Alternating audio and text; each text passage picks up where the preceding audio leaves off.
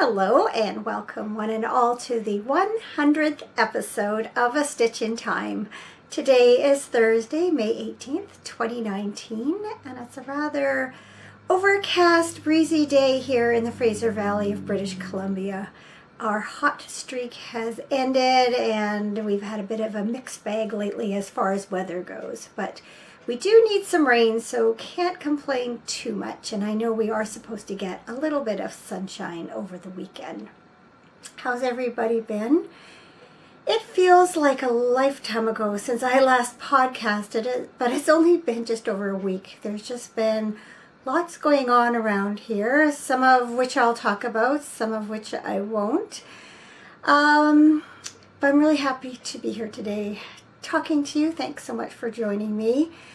Thanks to everyone who did reach out this past week, and especially those who inquired after my mother-in-law, who I'm happy to say is doing much better, and I will talk about that in a little while. In the meantime, let's talk about the Shop the Stash Knit Along, Crochet Along. As it turns out, I have a couple of projects that I cast on this week that came from Deep Stash Yarn. Not that I'd intended it that way, but it's just how it worked out. So if you're interested in shopping your stash, and by stash I mean anything you acquired prior to 2019, come along by the A Stitch in Time Ravelry, A Stitch in Time podcast Ravelry group, and join in the fun. So there is a chatter thread where you can talk about what you're knitting. Whips and UFOs are included. To my mind, that's just stash in another form until it's all done, in which case it becomes a project, finished project. So yeah, if you have something hanging around that's made out of yarn that comes from before last year, by all means you can participate with that, and then once you're finished a project you can post it in the FO thread.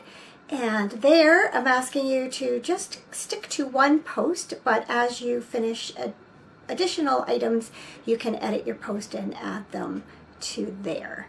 So at the end of the CAL, which will be August 31st, 2019, I will draw from both the chatter thread and the FO thread for prizes. As of this minute, I have not picked out those prizes yet, and I am not sure how many there will be, but I assure you there will be a little something to shoot for as you go along. So I have a couple of finished projects myself to show you this week. One actually does come from way deep stash, except for the edging. I'm just gonna, before I knock something off here, gotta reach out of frame. So last week I told you that I had finished the Water's Edge shawl by Lori Law, and I had started it 2 or 3 months ago, but I wanted to knit it in this gradient from Ocean Wind Knits, and Lori is the proprietor of Ocean Wind Knits, the dyer behind those beautiful colorways. And when I got to the edging, I realized I didn't have enough from the gradient set that I bought. So she dyed up some more for me, and then I was able to complete it. So I did show pictures last week of this on the blocking boards, but here we have it in the flesh. And I'm realizing it's quite, just with the lighting, it's tough to see it really well. Maybe against my shirt will help. Anyway, it's a beautiful crescent-shaped shawl, very shallow shawl. It's part of the Crescent collection. There are 6 patterns in that collection. I have knit 3 since the beginning of the year. I'm going to bring this a little bit closer so you can see the detail. So there are 5 colors. The first 2 make up the garter, or the reverse stockinette striped section, and the first lace pattern. And then I used the next color for the next lace repeat, another color for the next, and then finished off the border with that darkest shade. So a couple of things I realized Well, actually a few things I realized I haven't talked about is in terms of this pattern. First off, the name really caught my attention, Water's Edge Shawl. There is a spot on Vancouver Island that my husband and I have stayed at several times. It's right on an inlet, and the resort, or the, I guess it's a resort, the name of the place is Water's Edge, and it's in Ucluelet, for those of you who know British Columbia well. So when I saw that name, that immediately caught my attention. And then the name of this gradient set is Gabriola, and that's the name of an island that's just off of Nanaimo, BC, which is on the other side of Vancouver Island. And we have stayed in Nanaimo several times, overlooking the harbor, and a couple of times we have taken the ferry over to Gabriola Island and gone golfing there. So both those names just seem to go together, because sometimes we've gone to Nanaimo, stayed there either at the beginning or the end of our little holiday at Water's Edge, and so they just kind of go together. So this shawl has, you know, more than just, it's got a little bit of meaning for me, I guess, just beyond the being a pretty shawl. The other thing, and I noted this on my project page, is there was an error in the instructions. So right at the beginning, it says to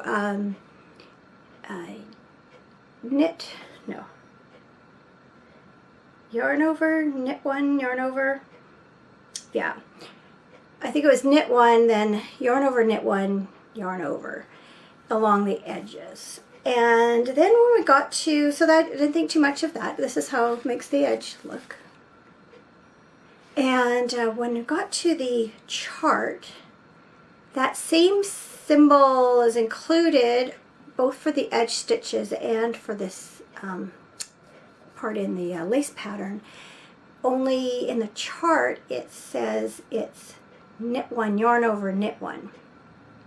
Well, since I'd already been doing yarn over, knit one, yarn over, I continued that way, and I decided, I didn't even think to look at the pattern photo at that time, or I probably would have done it differently, but I carried on and I did the same thing here. And as it turns out, this should have been, it should have been knit one, yarn over, knit one all along. Doesn't matter, all the numbers worked out, and that's just a minor difference from how this shawl looks on the pattern. I sure wish I could show you the design better. It's just, I know, not really showing up with the light the way it is today. Anyway, yeah, I'm really, really happy with how this one turned out, and I would try it on, except it's all of a sudden feeling really kind of muggy, warm and muggy, so I don't need any wool on me. Thank you very much. So I'm just gonna think where I can put this so it doesn't get wrinkled. And then I did end up finishing a pair of socks that I had showed you last week. They are Opal, the Soft Pate 7 in the All Wonderung colorway. Funny, I was talking to our son was over last night, and he has been learning German, and he probably would have known how to pronounce that. He's actually doing really well with it. It's not a language I know beyond, you know, Danke schön and Guten Morgen, and well, that might be Dutch. I don't know. Yeah, like I say, I don't really know the language. You can tell from how I pronounce it. Anyway, here are my socks. Let's change the subject, okay? And I apologize to any German speakers out there. Do not mean to offend you with my poor pronunciation or lack of knowledge with your language. Anyway, yay, finished another pair of socks. I love the colors. I remember when I bought this yarn, and this is kind of old stash too. Immediately I was drawn to the pretty kind of lilac-y color with the green. Reminds me of lilacs or lavender.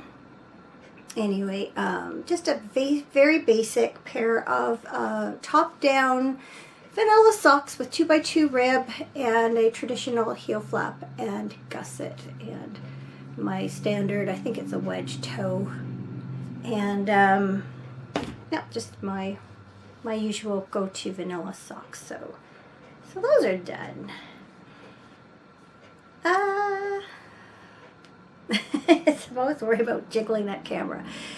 So of course, when you finish a pair of stockinette socks, you need to cast on another pair. And this time I went digging through my stash, and like I say, I came up with something from deep stash, and that is this skein of Crazy Zauber ball.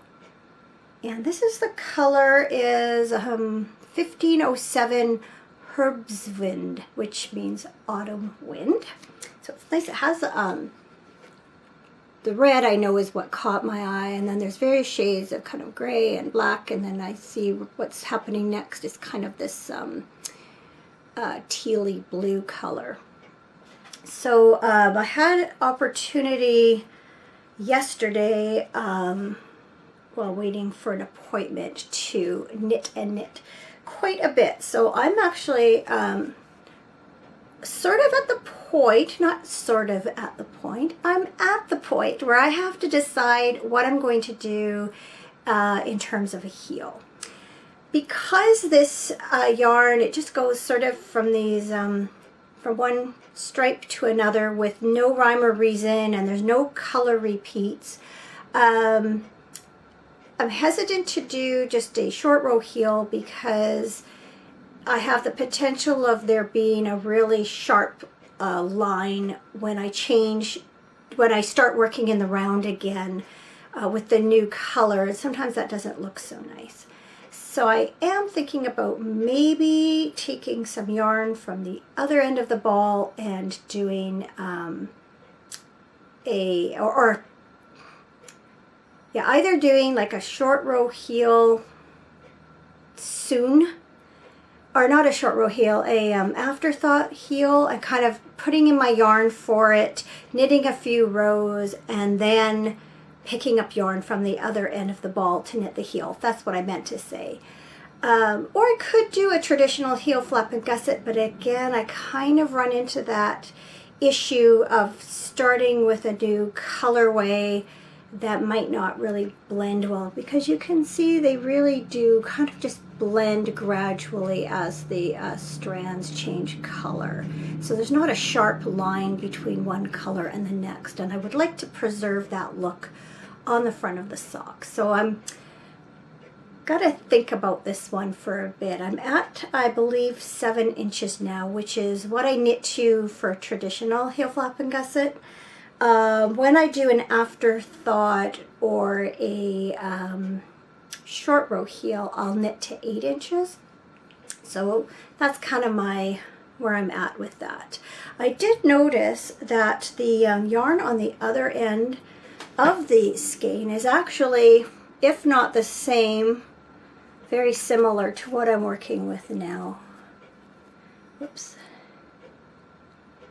And so in that sense, it might work well to use that, put in a line for an afterthought heel, not a line, like knit a row with waste yarn, knit a few more rounds, and then use that to work the afterthought heel, sorry. And it would blend in quite well at the heel point, but then the cuff won't be as long as I really like them to be, because I really do like them to be 7.5 or 8 inches long if I'm doing an afterthought or short row heel, because the heel flap and gusset, they add more length to that area, and I like that. So like I say, kind of up in the air. I reached this point kind of last night, put it aside, and that's one I have to think on.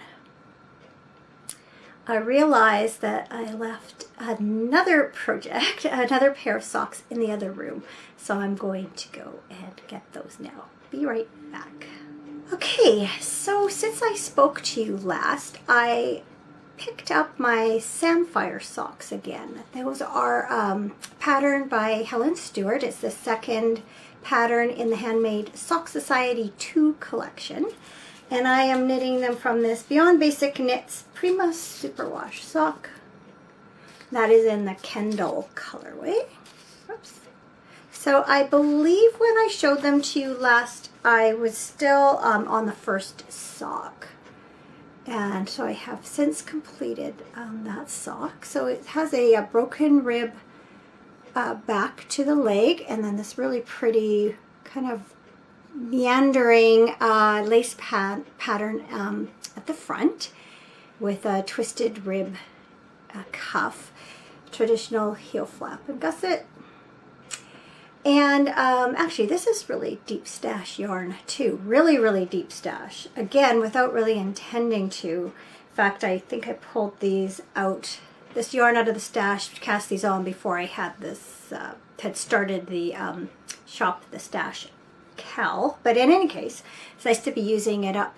Now I did make a change in that in the pattern, the rib and the knit stitch and purl stitches are offset by one, so that the knit stitch from the cuff runs into a purl stitch on the leg and vice versa, but I liked it better kind of following into the same. So that's just the only real modification I've done, other than doing my own formula for the toe because I know how it fits my foot. So yeah, so there's Sapphire sock number 1, and then I have since cast on and done that much of sock 2. So that gives you a better look at that lace pattern and then the broken rib. And that's how the yarn looks in the ball. So I was pleased to finally sort of get that first sock done. I'd kind of stalled on it.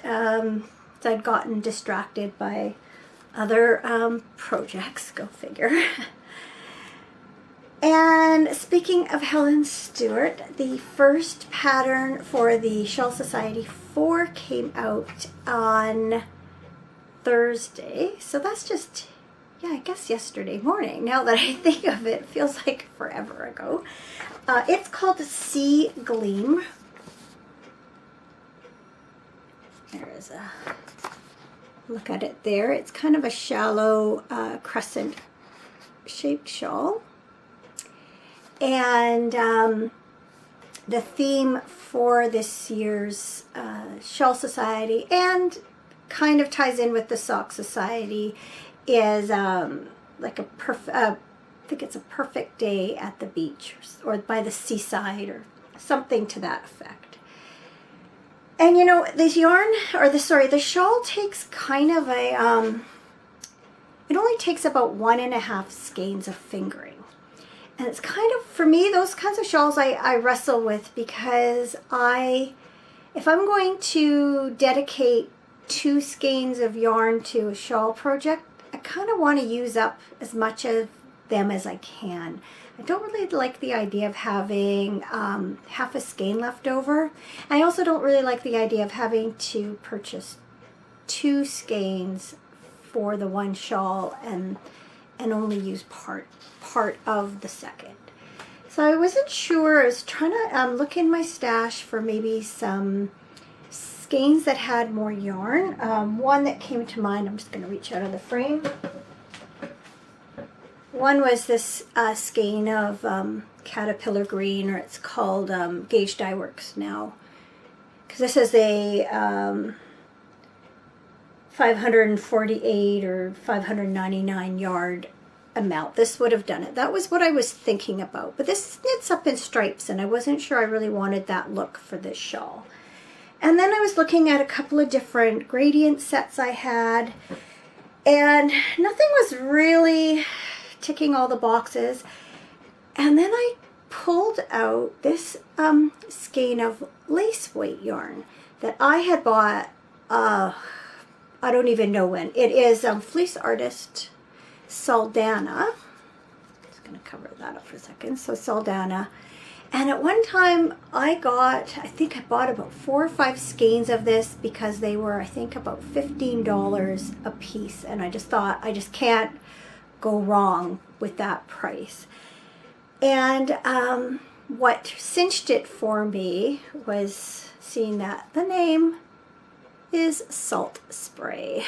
So it's all ocean related and very similar to the color that was used in the original. And so I thought what I'll do is I will hold 2 strands together and knit that up out of the lace weight to make sort of more of a fingering weight. So that's what I've been doing. And looks like this so far. The first part is a garter, whoops, a garter stitch base with, as you can see, offset rows of eyelet lace. Again, not the best lighting to show this because it's so light, the light goes right through. Hopefully that helps against my black top, that you can see it a little better.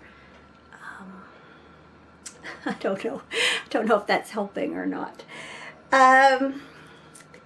So yeah, it switches from this sort of garter stitch eyelet lace to a similar pattern in stockinette, and then finishes with this border here. Nice lace edging. So like a lot of Helen's patterns, it's not difficult, but it's interesting enough to keep your interest, because you know, every so many rows you have to work these eyelets. And unfortunately, a couple times I've found myself partway across a row and then realized, oh, this is supposed to be an eyelet row, and I've had to kind of pick it back. I am slightly concerned about the amount of yarn I have. This pattern calls for it used approximately 494 meters, and there are 1,200 meters in the skein, plus this was about 5 grams heavier than the 125 grams that it's supposed to be. So this was 130 grams. And I started with a 4mm needle, which is what the pattern calls for. And then after I got to 5%, because Helen does her patterns with using a percentage system, so you can reach a certain point where your yarn and see how much you've used. And I had used basically 5% of my yarn. So I thought, well, maybe just so I'm not cutting it too close, I'm going to drop down a little bit and then weigh it again. So I took that out, knit the 5% again on a 3.75mm needle, and my scale was kind of fluctuating back and forth between 123 and 124 grams, which meant it was either just under 5% or basically 5% that I'd used. So I carried on, got to 10%, and it weighs up as though I've used 10% of my yarn. So a couple of things are happening, I guess. One is that it's so light that going down a 1/4 millimeter is not making a huge difference to the weight of the yarn that I'm using, although it probably is making somewhat of a difference with the length of yarn I'm using. Something else is I have quite a bit more than double the amount that her shawl took in a fingering weight, but I'm not sure if by using it lace weight doubled, if it's somehow knitting up at a length, using up more length. Normally I do knit her patterns a 1/2 millimeter smaller than she calls for, but I didn't have a 3.5 millimeter handy, and I also liked the way the fabric was knitting up. It's very cushy with these 2 strands of lace weight. It just feels really, really cushy.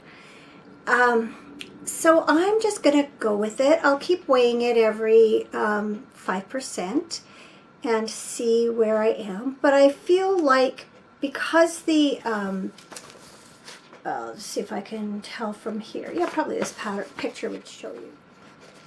So because the second section of the shawl is pretty much all the same, I feel like if I think I'm going to run a little bit short, I could leave off a couple of rows and maybe add a few stitches on to make up the difference of what I need for the border, and then continue with the border. So I think it's pretty flexible in that way.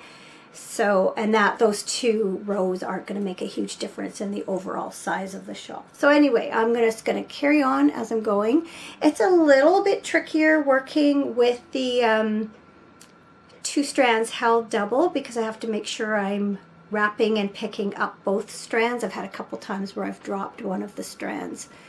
So it just takes that little bit more care, but it is a really pretty shade of blue, or shades of blue I should say, and I really do like how it's knitting up so far. So yeah, well on my way on the first shawl. No guarantees I'll keep up with the 1 per month release, but at least I've got a good start on it. So yeah, that is it for my knitting this week, which actually turned out to be more than I was kind of expecting there to be. So that's always good. I feel like knitting has kind of taken a back seat to a lot of other things that have been going on this week. I'm just going to have a sip of tea. I put my lid on. I have no idea if it's still hot or not. Well, it's not cold, but I wouldn't call it hot anymore. Put the lid back on, preserve what heat I can. I did get some reading done. I was almost done Taken at the Flood, also known as There Is a Tide by Agatha Christie. Very quickly moved on to Witness for the Prosecution, which is a collection of short stories. I've read this multiple times. There weren't really any or many surprises, but it's a good comfort read in that a lot of the stories are familiar to me, and this was a great one to read while we were away, because I could just sort of read a short story at a time, not have to get too invested in a whole novel. But last night I did, after I'd planned to read the last 2 nights before that and didn't make it, got to bed and just turned out the light. So I did start Crooked House last night, and in the first couple of chapters, a couple who meet during the war are reunited, and but the woman's grandfather has died under what she thinks are suspicious circumstances. So that's all I know right now. Again, kind of what I was talking about with this book. Definitely as Agatha Christie moves on in her writing career, there's more character development, and already like these characters, you get a real sense of their personalities really quickly. And so it becomes more than just a murder mystery, but also becomes, you know, a story of people, which I am enjoying. And I have acquisitions, but they're not yarn. I have not bought any yarn. When we were in Victoria this past weekend, we did not go do any type of shopping whatsoever besides grocery shopping. And so no temptation there in Beehive or any other shop. But I had, a few weeks ago, the Fat Quarter shop, which I'm not sure if it's a brick and mortar shop, but it is an online store. And they had a sale on a bunch of fabrics. And I had, at that time I picked up this, I'm not going to be able to show you very well, this jelly roll of Christmas print. It's from Moda, and it's called Morris Holiday. And so I picked up this and a meter of, I'll just show you through a meter of coordinating fabric that I thought I would use for the quilt binding.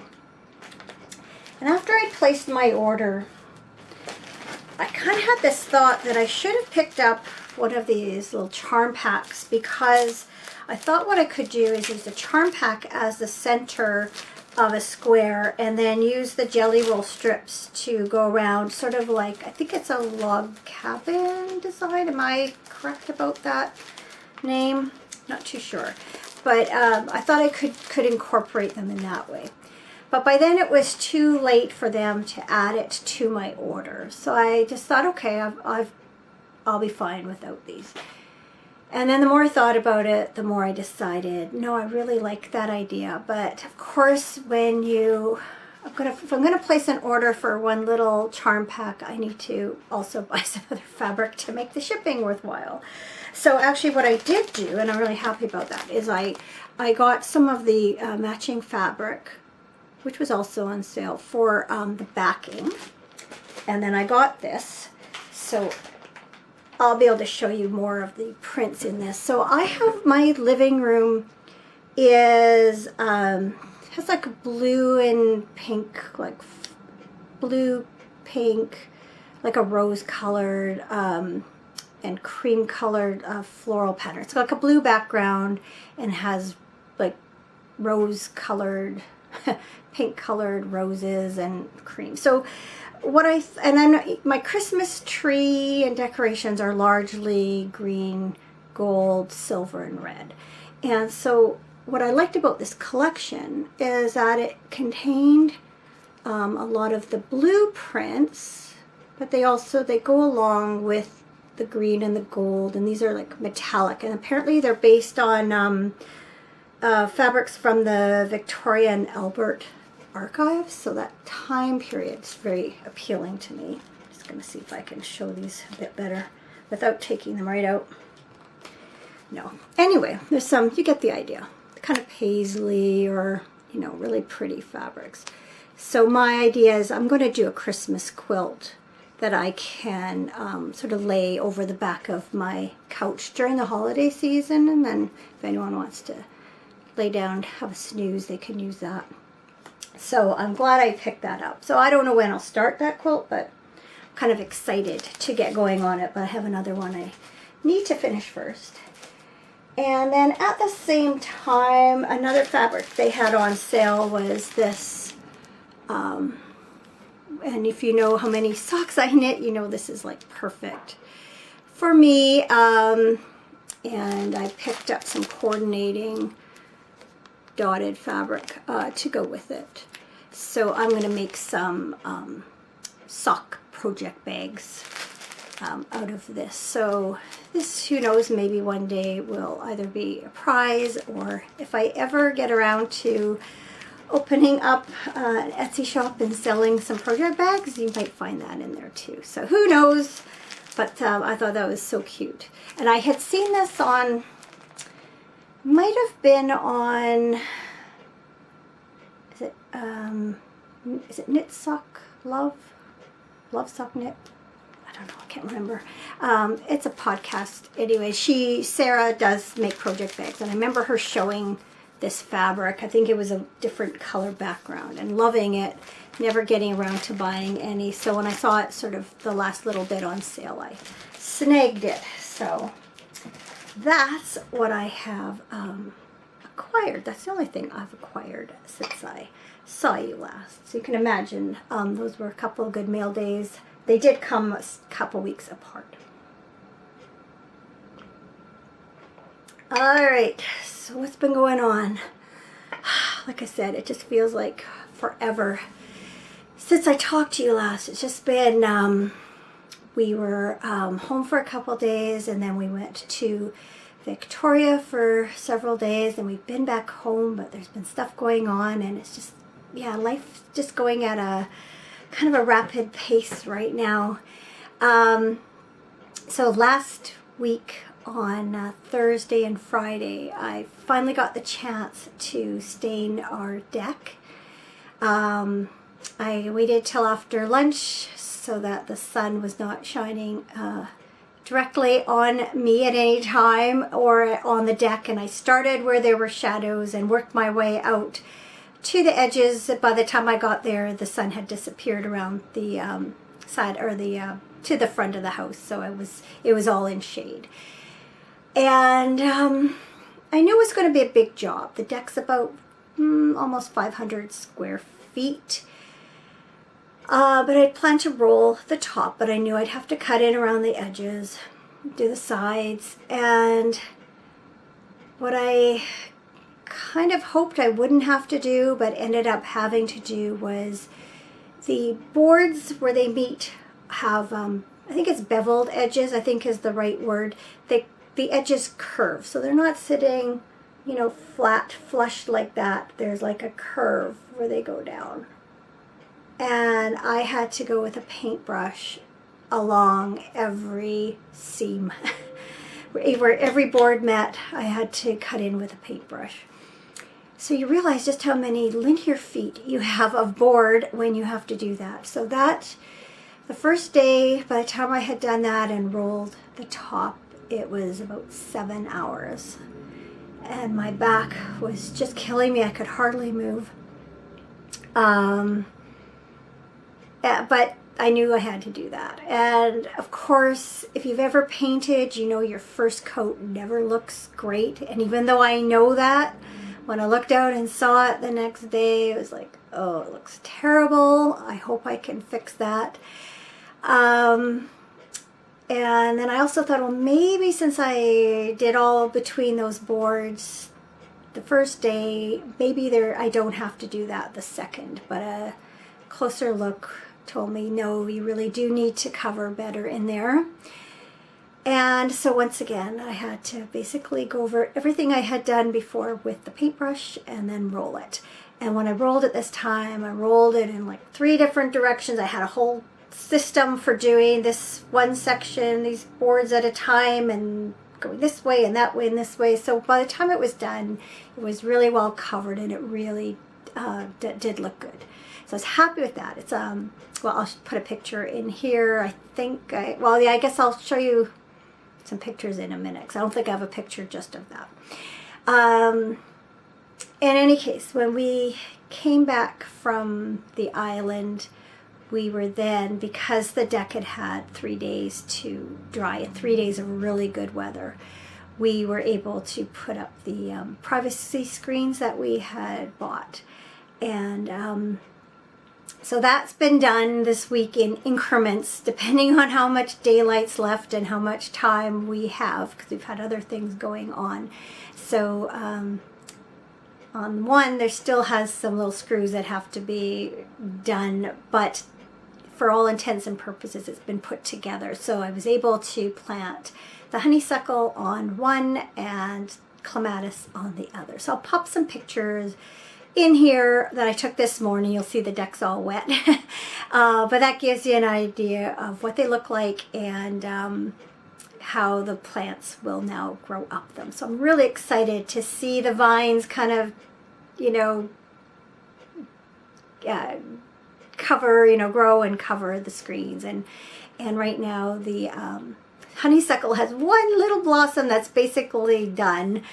But there are a few flowers on the clematis, and apparently it's supposed to bloom, I think it was May, June, and September, so I'm hoping to see more flowers come out as the months progress, so hopefully.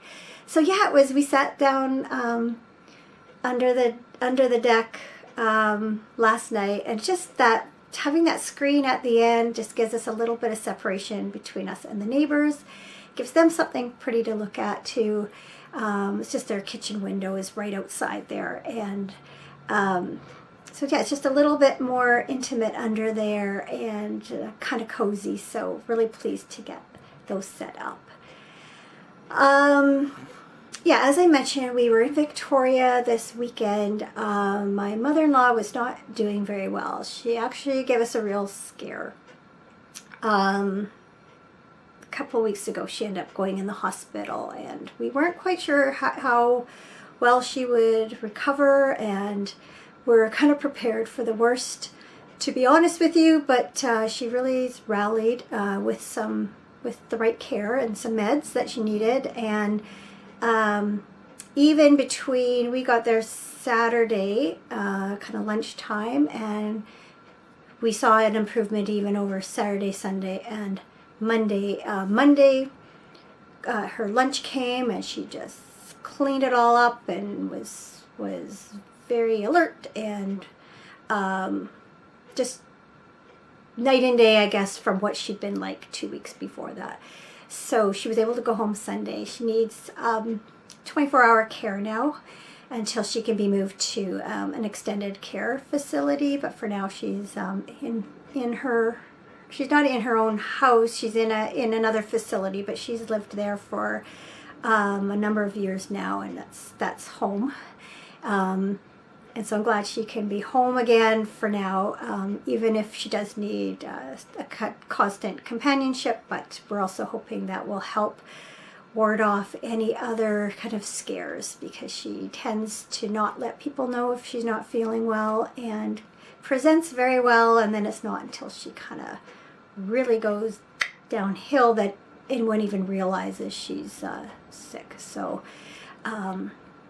yeah, I'm so glad to see her so much improved since a couple weeks ago. So that was very good. While we were on the island on Saturday night, well, Saturday was my husband's younger brother's birthday, and so the three of us went out for dinner to celebrate his birthday. And then, of course, the next day was Mother's Day, and I realized I neglected to wish a happy Mother's Day to all of you. I know different countries celebrate at different times, but in North America, or at least in Canada and the United States, I don't know about Mexico, but it was Mother's Day on Sunday. So happy Mother's Day, belated happy Mother's Day to all of you moms out there. It was actually kind of nice for a change. My husband got to actually see his mom on Mother's Day. That I don't know if it's even really happened since, maybe even since we got married. Normally we see her around her birthday, which is about 3 weeks before that. And so that was, even though she was in the hospital, it was nice to be able to spend some of Mother's Day with her. And then my brother-in-law took me out for brunch. The three of us went out for brunch for Mother's Day. So that was nice. Even though I wasn't here to spend it with my own kids, but that's okay. And then last week I was with my own mom, so we celebrated a week early. I'm trying to think what else. Just read my little notes here. Yeah, I think that's it. So after, yeah, like I say, there's other things going on that I just won't talk about for various reasons, but it's been kind of a bit of a crazy week or so. So upcoming, beginning tomorrow, is Victoria Day weekend, which is a long weekend here in Canada. And normally we go up to the cabin this weekend, and we'd kind of been thinking about doing that again. And then after being away for the past 2 weekends, we decided what we really wanted was just a weekend at home. So we have decided to stay home this weekend.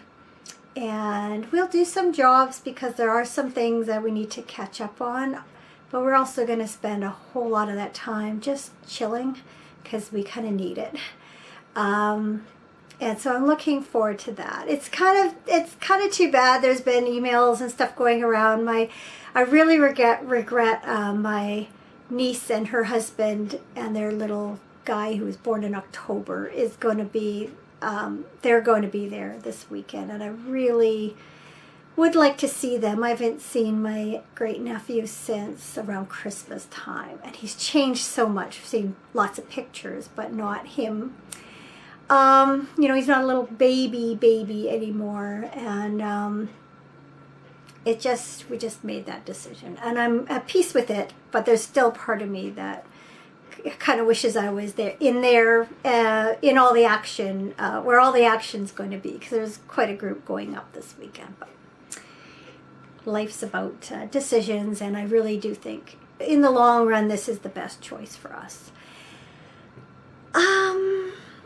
So something good. It's my 100th episode. Can you believe it? You know, I've been kind of seeing it coming and thinking, oh, I'm going to have to do something special for my 100th episode. And then boom, all of a sudden it's here. And I really didn't ever manage to get around to preparing anything. I thought I would do some kind of retrospection or something. Maybe show some clips, or I don't know. But it didn't happen. But yeah, just to reflect a little bit, my first episode was January of 2017. And, you know, it's a small podcast, but with a very loyal group of followers. And so a huge thank you to all of you who regularly tune in and watch little old me go on and on about knitting and sewing sometimes and life. Yeah, I appreciate all the support over the last 2.5 years. And I did want to do a giveaway to say thank you. And so I put together a few things. So one is a project bag, of course, made by yours truly. I thought this was kind of a nice springy one. I had made one for myself a while ago. This is another. And then I have this little sheep stitch marker. And then I have a really special skein of yarn. This is from Ocean Wind Knits, my friend Lori. Lori used to live here in Chilliwack, which is where I live, near Vancouver, British Columbia. And so she dyed up this color and named it Chilliwack. And I don't know what she had in mind when she dyed it, but I look at it and I think of our cornfields. We are a region that is well known for its corn. And so that's what I think of when I look at this colorway. So I thought that would be a little bit of me to you, whoever is lucky enough to win this. And it is a merino cashmere nylon sock yarn, 407 yards, 115 grams. So if you're interested in winning this little 100th episode package, go to the A Stitch in Time podcast Ravelry group. So just look up A Stitch in Time podcast under the groups tab, or if you're on YouTube, you can find a link to that underneath, I don't know what to call it, but in the description for the podcast, or also on the show notes blog, there's a link also to the Ravelry group. So come on by there, you'll find a thread, a giveaway thread. And I was trying to think about what kind of prompt, and I think leave a comment. The things I'm interested in are, what do you like about the podcast? What would you like to see? Perhaps you have ideas. I'm always interested in constructive criticism. Maybe you have a question for me. Go ahead, ask a question. If it's not too personal, I'd be happy to answer it. If it's about knitting, I'm more than happy to answer it. So just leave me some kind of comment. But I really am looking for some feedback. And you might consider, if you enjoy watching, perhaps recommending this podcast to a friend, or clicking like on the YouTube channel so more people see it. I don't normally make a big deal out of promoting myself. Honestly, I do this kind of a creative outlet, and I'm just pleased that any of you watch at all. So for me, it's not so much about numbers as just hopefully putting out a quality product for you to enjoy each week or every 2. You know, if it's 100 episodes in about 2, not quite 2.5 years, that gives you an idea. And that's not counting Vlogmas episodes either, just regular ones. So anyway, yeah, thanks for watching, and be sure to go by and enter for your chance to win that prize if you are interested.